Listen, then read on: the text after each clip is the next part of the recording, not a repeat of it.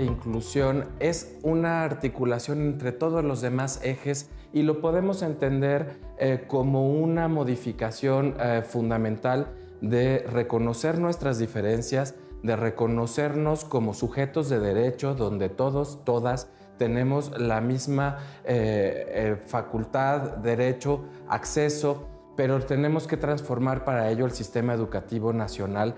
Es entonces una transformación que la nueva escuela mexicana está promoviendo para que los docentes, las familias, pero sobre todo poniendo al centro a las y a los estudiantes, participen en construir esos conocimientos y podamos identificar cuáles son aquellas condicionantes que puedan convertirse en barreras para los aprendizajes, para la participación y entonces desarrollar estrategias para erradicarlas.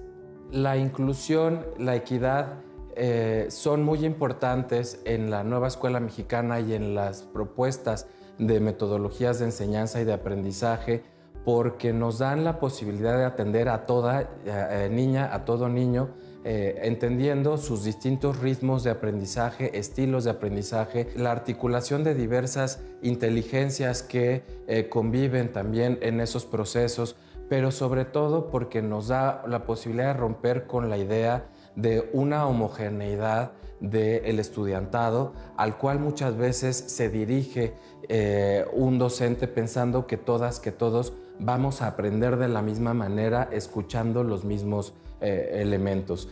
Y es importante porque al romper con esa visión homogénea empezamos a identificar los intereses, las particularidades, las condicionantes de cada una de nuestras situaciones. Implica atender muchos retos de naturaleza socioeconómica, cultural, lingüística, inclusive de cuestiones religiosas o de identidad personal, sexual, de género, que vienen a ser parte de la convivencia en el aula.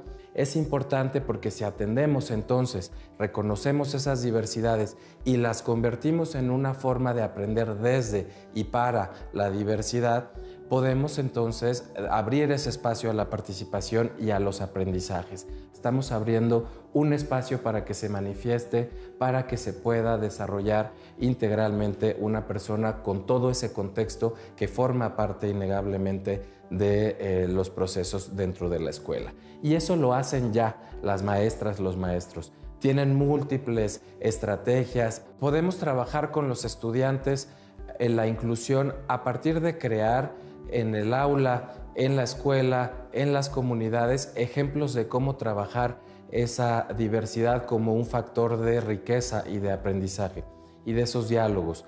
Se trabaja a partir de abrir nuevos espacios para que manifiesten como a ellos les está llegando la información y lo están aprendiendo, el resultado de los procesos que estamos haciendo. Entonces, es importante, especialmente en educación básica, que podamos dar suficientes espacios para que quien tiene una posibilidad de expresar oralmente las cosas lo hagan. Si es por medio de alguna herramienta audiovisual, puedan hacerlo. Si son lecturas y si es alguna cuestión escrita que les facilite entenderlo y expresarlo, también lo hagan.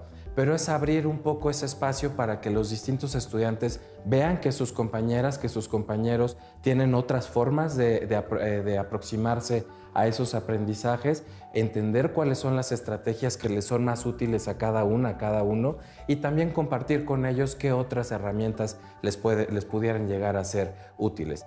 Es una mirada territorial en donde también se reconoce que las familias y las comunidades son parte de esa comunidad de aprendizaje y que entonces podemos traer otros elementos de dentro fuera del aula que nos están aportando a esa posibilidad de construir mayores, de compartir saberes, de construir conocimientos y de romper de nuevo con esta mirada homogénea de una transmisión lineal de saberes y de conocimientos. Aquí es importante hablar de nuevo de las barreras para el aprendizaje y la participación. Quien no se siente bienvenido, quien no se siente respetado, quien en el aula está siendo estigmatizado o tratado con ciertos estereotipos, frecuentemente va a ir cerrando el espacio de participación, va a ir dejando de aportar a ese colectivo, pero va a ir dejando también de aprovechar esas posibilidades de conocimiento. Entonces se trabaja a partir del respeto, de la tolerancia, la inclusión para la inclusión.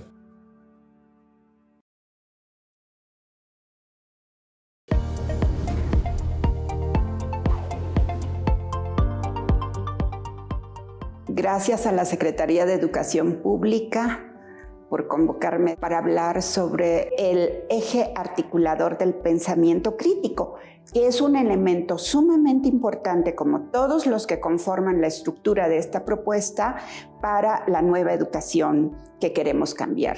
La educación siempre está cambiando, porque la educación no puede permanecer estática. No podemos repetir cómo pensamos la educación como proyecto.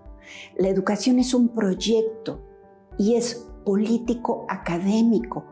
¿Por qué es político? Pues porque se refiere a la polis, y un pensamiento crítico ayuda a vivir en la polis, y vivir en la polis es vivir en sociedad, y sobre todo como queremos en una sociedad democrática. El pensamiento crítico no son ideas en el aire. Son acciones que necesitan pensarse, calibrarse, informarse, interrogar, argumentar, dialogar con el otro que piensa incluso diferente a mí, porque incluso la base del pensamiento crítico es la aceptación del otro que es diferente. Yo misma soy diferente y todos pensamos diferente. El pensamiento crítico es una capacidad de escucha y una capacidad de diálogo. Y en el diálogo, conjuntamente, vamos construyendo nuestras razones que soportan a nuestro pensamiento crítico, que vamos a ejercer todos los días en la escuela para vivir mejor. ¿Cómo? Ejerciendo, y ahí entra el papel del maestro, acompañando a sus estudiantes según sus niveles educativos, según los lenguajes apropiados para acercarnos a dialogar a través del vínculo pedagógico con nuestros estudiantes, ellas y ellos, jóvenes, niños, niñas, dialogando con las familias. La pandemia nos acercó a las familias y las familias se acercaron a la escuela. Y ya se está construyendo ese vínculo pedagógico, que no nada más es el vínculo entre el maestro y el alumno, es el vínculo social entre todos los que participamos en los procesos educativos. ¿Cómo? Fomentando la capacidad de buscar información. Y ahí los maestros van a ejercer su capacidad de juicio crítico para llegar la información a sus estudiantes según los niveles, según los campos formativos que estén trabajando. Y en esos campos formativos y sus contenidos están atravesando los 7 ejes articuladores. Pensamiento crítico es uno de ellos, pero los ejes van agarrados de la mano, atravesando los contenidos y dándole sentido y significado que los propios niños, con sus voces, le quieren otorgar. Y ahí está el maestro con su capacidad de juicio, con su capacidad de acompañamiento.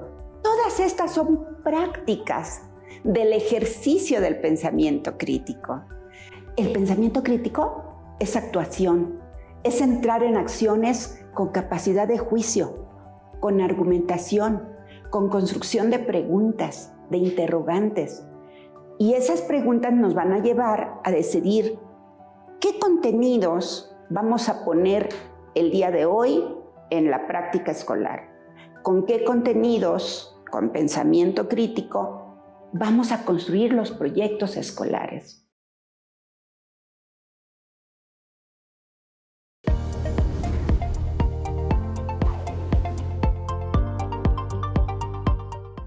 Voy a hacer referencia a un par de puntos sobre la cuestión específica de la interculturalidad crítica como eje articulador.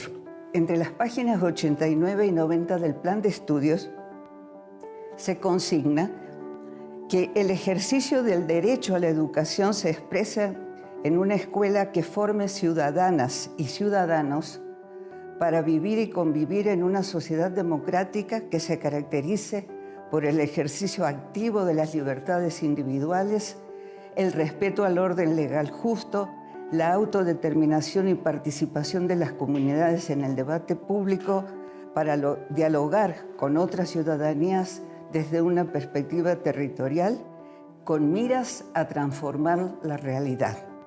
Y también se consigna respecto del papel de los ejes articuladores que la confluencia entre los ejes articuladores y los contenidos conforman un núcleo integrador del trabajo didáctico.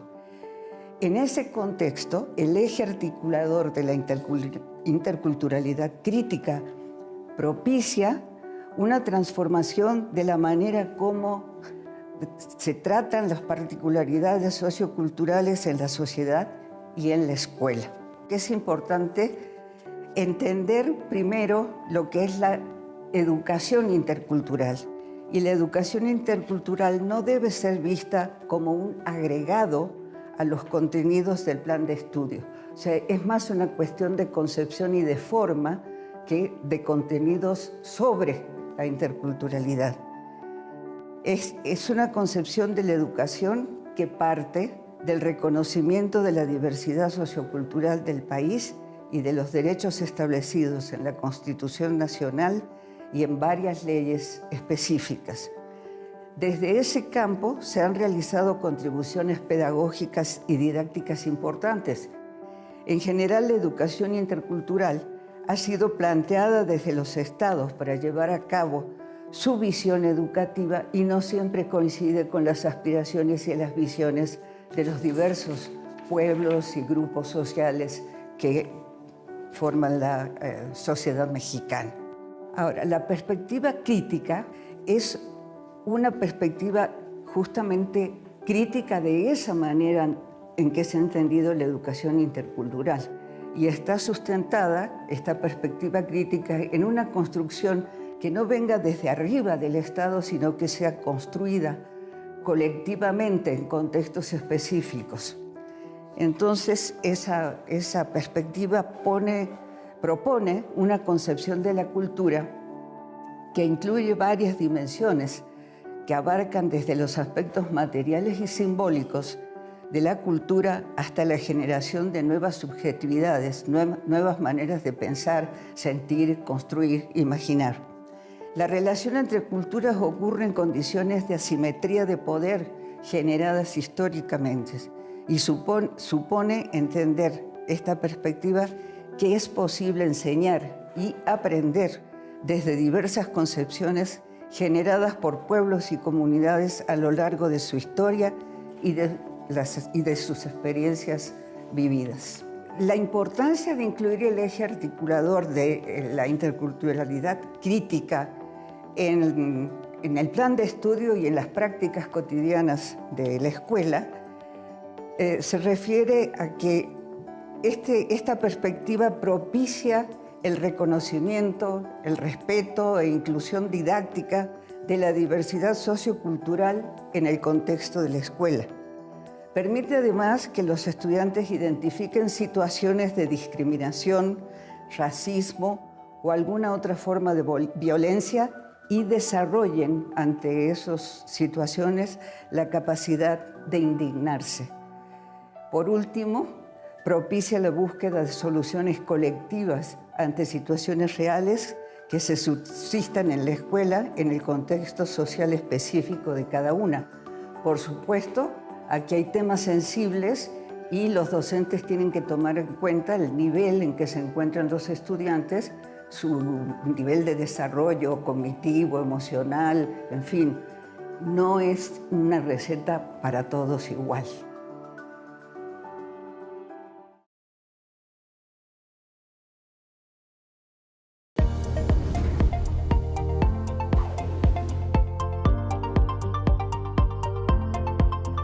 El eje articulador en materia de igualdad de género en la nueva escuela mexicana es una oportunidad para transformar. para transformar lo que históricamente creímos, cómo concebimos el día a día, cómo nos relacionamos históricamente en la escuela. Este eje nos permite 3 elementos centrales muy puntuales. Nos permite cuestionar, nos permite identificar, pero lo más importante es nos permite transformar el día a día. En las escuelas, nosotros convivimos un buen porcentaje de nuestra vida y ahí creamos lógicas e imaginarios. Este es el momento para crear nuevas lógicas y nuevos imaginarios sin discriminación, sin desigualdad y sin la exclusión histórica. Hoy tenemos que cambiar para que la violencia no sea un eje rector, para que transformemos esos estereotipos, esos roles desde la escuela, para pensar que no existen tareas asignadas para niños y para niñas, que todos tenemos un rol fundamental en la sociedad donde podemos convivir de una manera más sana, donde el tema del cuidado a los otros, pero también del cuidado a sí mismo, se transforma por relaciones más igualitarias y transformadoras. Este es un momento para que podamos crear nuevos contenidos, diversos, incluyentes, que cuenten la participación también de las niñas indígenas, de cómo a través de su cultura generan nuevas lógicas. Ellas, como yo, tenemos mucho que contar, tenemos mucho que compartir. En un México que es diverso e incluyente, esta es la provocación que nos hace, la invitación que nos hace la nueva escuela mexicana. Pero no solamente dentro de las escuelas, ¿cómo podemos transformar eso que también pasa en las casas? ¿Cómo podemos incluir a las madres y a los padres? Dejar de hablar de la sociedad, de padres de familia, sino de toda persona cuidadora de un niño. Recordemos que en este México también los abuelos, las personas cuidadoras juegan un papel fundamental. Poderlos incluir, poderles hablar a ellos, generar contenidos que no sean sexistas, donde podamos incorporar el lenguaje incluyente. Recordemos que lo que no se nombra no existe. Este es el momento de nombrar todo lo que no se había hecho, de reconocer la historia de las mujeres que han participado de manera tan vivida en la transformación de este México, reconocer a las heroínas, ponerlas como ejemplo también. Esa es la invitación de la nueva escuela mexicana y nos reconocemos juntas, nos reconocemos juntos con ustedes. En este momento de transformar, todos y todas tenemos un lugar prioritario. La igualdad de género es un derecho humano que no permite cuestionamientos. La nueva escuela mexicana tiene como centro el derecho humano a la igualdad entre mujeres y hombres, al reconocimiento de la diversidad sexual, al reconocimiento de sabernos diferentes, pero iguales en derechos. Hoy lo que necesitamos es transformar, es generar nuevas lógicas en los contenidos, en la forma de enseñar, pero sobre todo en la forma de aprender. Pensar cómo a los niños y a las niñas, a los adolescentes, les podemos compartir nuevas enseñanzas, nuevos contenidos, nuevos ejemplos, donde el paradigma sea una sociedad igualitaria y transformadora. Esa es la invitación, pero sobre todo ese es el reto que tenemos, nuevos contenidos donde la igualdad sea el centro.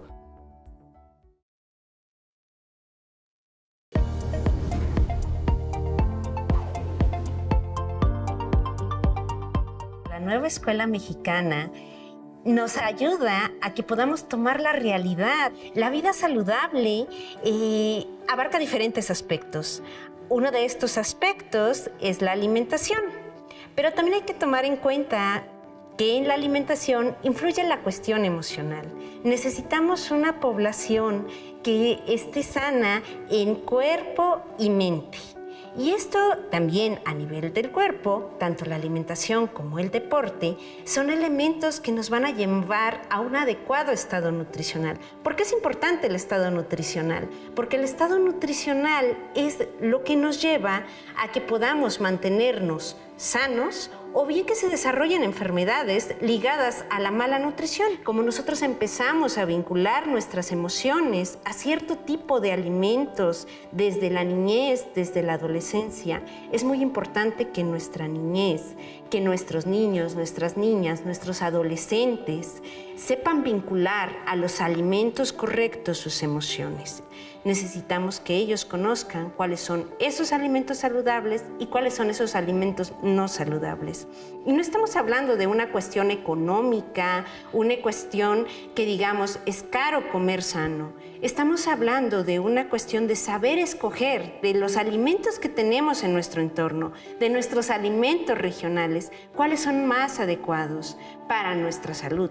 El deporte es muy importante formar el hábito desde los primeros años de vida, porque el deporte nos ayuda a tener estabilidad emocional, nos ayuda a darle a nuestro cuerpo esta parte de emoción, de manejo adecuado de la parte de nuestro estrés, todos estos sentimientos que a veces son negativos, bueno, se pueden sacar por medio del deporte. El deporte también es el complemento perfecto con la alimentación para lograr un estado de nutrición adecuado y hace una sinergia muy interesante. Solo tener alimentación adecuada sin deporte deja un espacio que hace falta completar. Hay que tener los dos para tener un cuerpo sano y una mente sana. Si nosotros no tenemos esta parte de la vida saludable, estamos dejando incompleta la educación de nuestros niños, de nuestras niñas. Necesitamos ver esta parte de salud. No empieza la salud cuando llegamos a un hospital. La salud empieza desde que nos formamos en la escuela, desde que estamos en este proceso de formación. Si aprendemos a tener los hábitos correctos, a romper ese círculo vicioso en el que nos ha metido nuestro entorno. Desgraciadamente, han habido factores de comercio que han influido más en lo que comemos que en lo que es realmente bueno para nuestro cuerpo y para nuestra mente, incluso adictivos. Necesitamos que nuestros niños, nuestras niñas, nuestras adolescentes sepan qué alimentos son saludables, cuáles no, y que tengan las herramientas suficientes para poder hacer las elecciones correctas, para que esto pueda llevar a que cambien su realidad. Si logramos complementar una alimentación adecuada con la actividad física, evitamos el sobrepeso y la obesidad. Cuando en la edad adulta no se tiene ese peso adecuado, se desarrollan enfermedades crónicas, por ejemplo, diabetes, hipertensión, que son de los principales problemas que tenemos en nuestro sistema de salud. Es muy importante la comunidad y es muy importante la familia. De hecho, la familia es la que nos inculca nuestros primeros hábitos, pero si en la escuela podemos darles a adolescentes y a niños y a niñas, les podemos dar las herramientas para que a su familia lleven esta nueva información de qué es saludable y qué no es saludable, esto puede llevar a romper círculos viciosos. Necesitamos una niñez, una adolescencia saludable para poder tener mexicanos y mexicanas que puedan contribuir al desarrollo de nuestro país.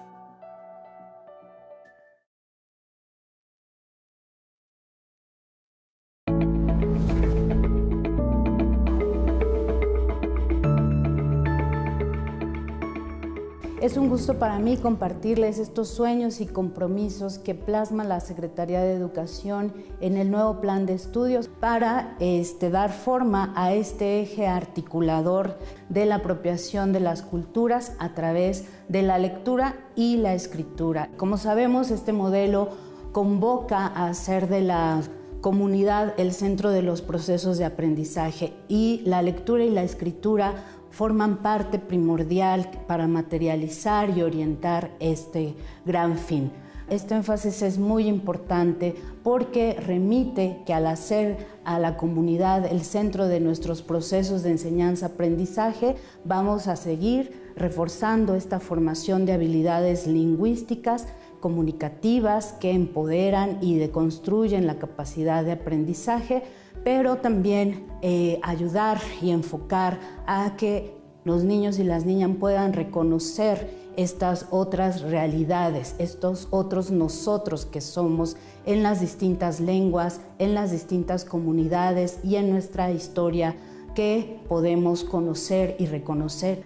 ¿Cómo lo podemos desarrollar? A través de la propuesta de proyectos educativos, comunitarios, que convoca a que las comunidades escolares puedan ser comunidades lectoras. no solamente a realizar actividades educativas, sino también recreativas a través de la lectura, pero también críticas de este entorno que somos los distintos Méxicos.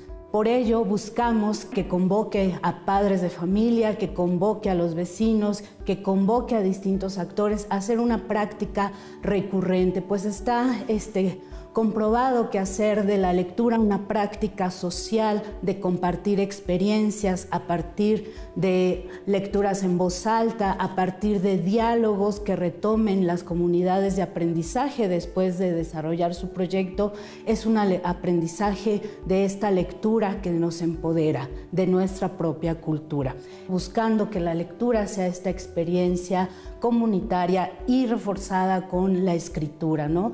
Ustedes podrán ser esos modelos y guías de generar prácticas sociales de esta lectura y escritura a través de círculos de lectura, de talleres de escritura que sin duda el Gobierno de México refuerza con la Estrategia Nacional de Lectura, pero que también llevemos estas prácticas a otros espacios, al hogar, a la plaza pública, para que nos apropiemos en comunidad de ellos. Esa es la apuesta a que fomentemos esta lectura de los distintos Méxicos que somos en nuestras letras y en nuestra diversidad, que la cual nos apropiamos y buscamos que todos y cada uno de nuestros niños y niñas se apropien y se reconozcan y orgullezcan de ella.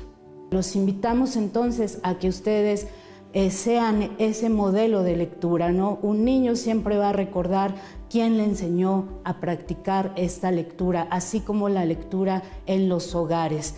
Necesitamos entonces de su gran apoyo para favorecer este eje articulador. Todos nosotros estamos aprendiendo y aprendemos juntos con ustedes. Muchísimas gracias.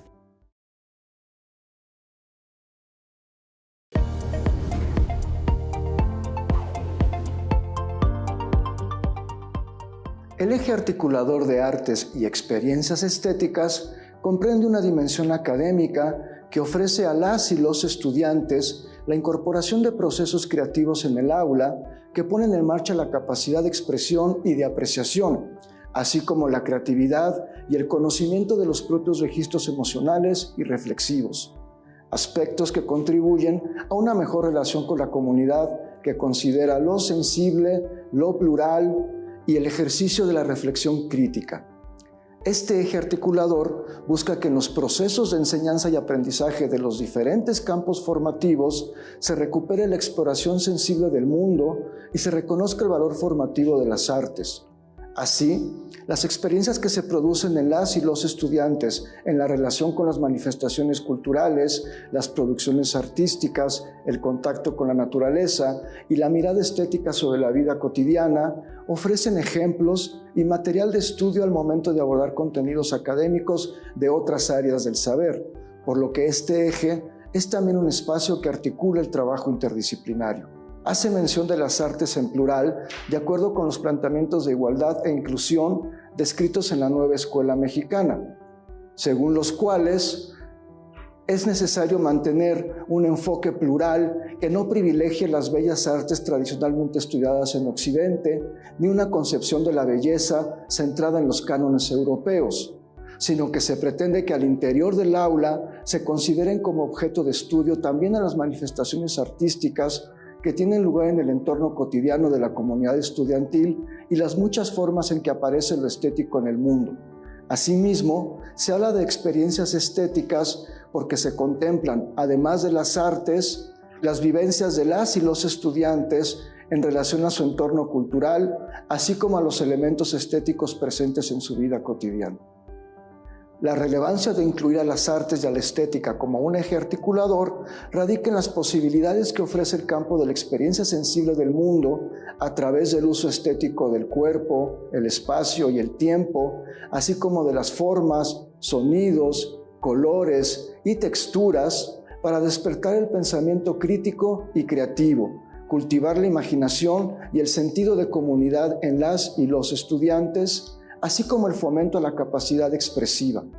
Esto se debe a que las experiencias estéticas con las artes, la naturaleza o con la vida cotidiana, por ejemplo, sensibilizan a las y los estudiantes transformándolos en seres humanos críticos y conscientes de los procesos artísticos que tienen lugar en el mundo y en su comunidad.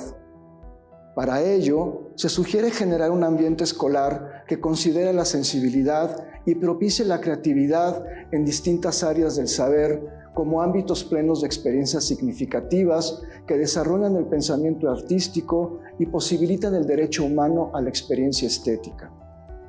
Más allá del ámbito de las artes, lo estético se refiere a una forma de relacionarse con el mundo, una propiedad del propio proceso de aprendizaje, así como a un ámbito de enseñanza en el que se coloca al centro el fomento a la capacidad creativa e imaginativa de las y los estudiantes.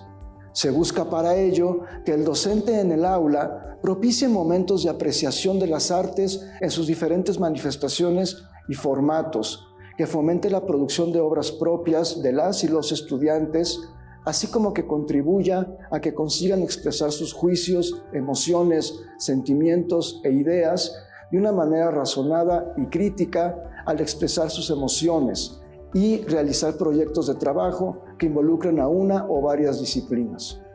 Acercar a las niñas y los niños desde temprana edad al goce y la producción del teatro, la escultura, la música, la danza, el juego, la pintura, los artefactos artísticos y la belleza natural, tiene la virtud de ampliar su espectro emocional y reflexivo, pues en esta clase de experiencias las y los estudiantes se interrogan por sus sentimientos, por sus emociones, por sus sensaciones y por los pensamientos que conlleva la emoción estética.